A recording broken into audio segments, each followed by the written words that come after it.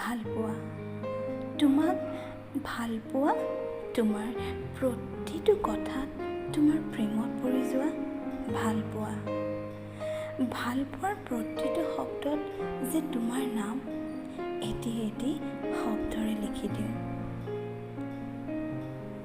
আচলতে কি জানা, তোমাক ভালপোৱাৰ মোৰ কোনো নিৰ্দিষ্ট দিন বা নিৰ্দিষ্ট সময় নাই, আছে মাথো ভাল লগাৰ।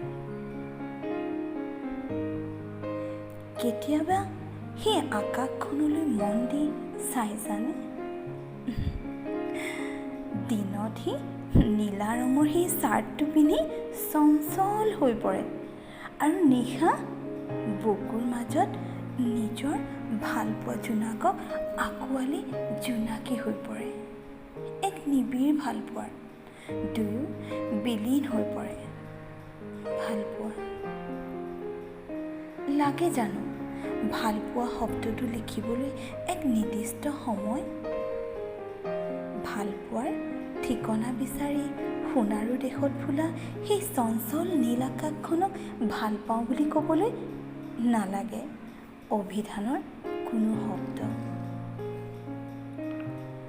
ভালপোৱাটোতো এটি কলা, এটি এটি শব্দৰে গঢ় লৈ উঠা এটি কবিতা, যাৰ আবৃত্তিয়ে কয় ভালপোৱাৰ গভীৰতা কিমান।